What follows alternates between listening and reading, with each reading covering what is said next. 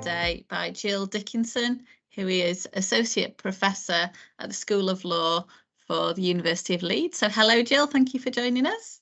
Hi, Caroline, and thank you for inviting me to take part. And you've come along today to share with our students about LinkedIn and how useful it can be. Would you like to tell us about your personal experience of using LinkedIn, please? Yeah, absolutely. So before moving into academia, I spent around 10 years working as a solicitor with national and international law firms and specialising in commercial property. And I've always been a massive believer in networking.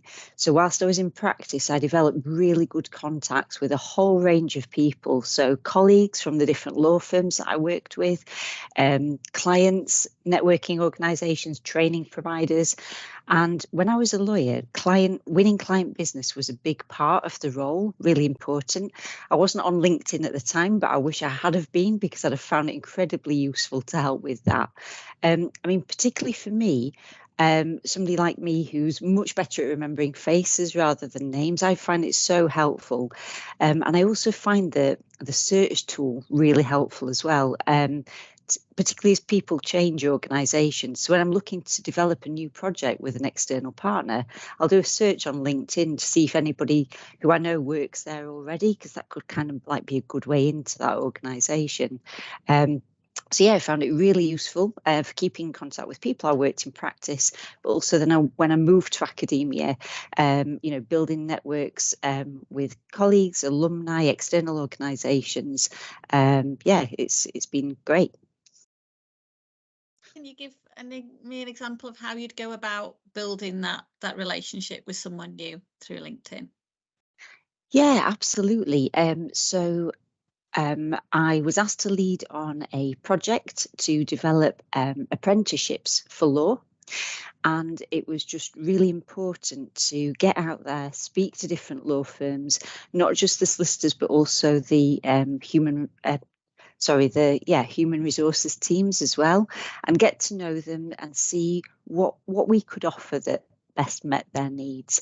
Really good for making introductions, because it's not coming out of the blue. They can look at your profile, you kind of get a bit of trust there, I think, just from them being able to access your profile and see where you're coming from.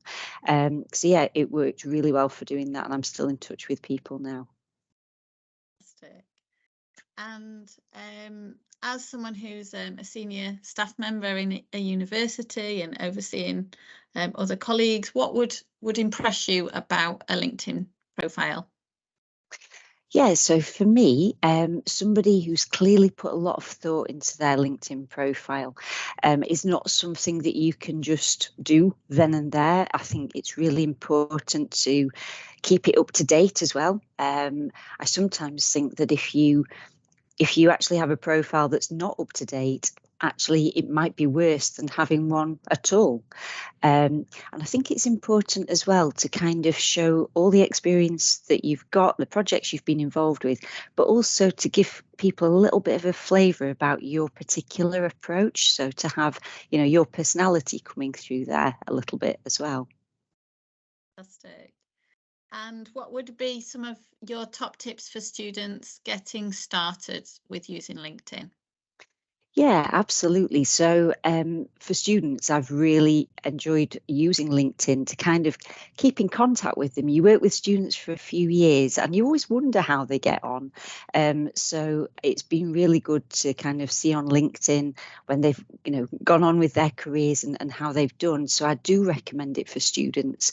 So in terms of getting started, I'd recommend that they have a look at different types of LinkedIn profiles, see what works for them, what they feel comfortable with. Also to have a look at what other people post about and how they post. Do they use images, for example? Do they ask questions? Do they respond to people's replies? So it's not just, a one-way communication tool. It's two-way, and it's live, it's interactive, it keeps the conversation going. And definitely to speak to people like yourselves in the careers team who've provided me with fabulous advice in the past. Those would be my main tips. Fantastic. And we have lots of students that may have just a few connections, for instance, the lecturers and their course mates, but be wanting to build it further. Have you got any ideas how they could do that to expand their network?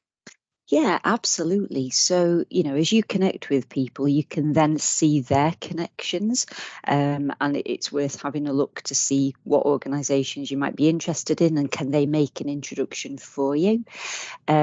I've also helped students recently with getting participants for their research dissertations, particularly if they're looking at a theoretical topic, but how it might have an impact in practice. LinkedIn can be great to get to know the people who are actually working in these disciplines. So that might be an interesting way forward. And just as students are going to different networking events, to post on LinkedIn to say they've been, and you just never know where a post might lead. And it might be that, it might be that a connection that you make on LinkedIn, maybe there's no opportunity for collaboration at the moment, but I've found that there could be in the future, and you just never know when that's going to happen. So yeah. Absolutely.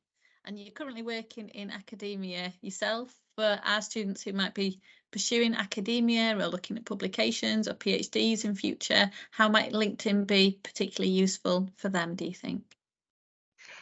Yeah, so as I say, as a lawyer, I would have found it incredibly helpful to develop client contacts, to kind of develop an understanding of current things that are happening in the market. Maybe when they're going to job interviews, they can show that commercial awareness. It's not just what they've read. This is a live conversation that's happening on I nearly said Twitter then, but Twitter's another conversation for another time. But social media, developing a professional presence on social media, for me, I think is the way forward. And I wouldn't have said that maybe 20 years ago. But I found it really beneficial, and I hope they do too. Thank you. So I think that's all we wanted to ask you today, Jill. Thanks so much for joining us. No problem. Thank you very much.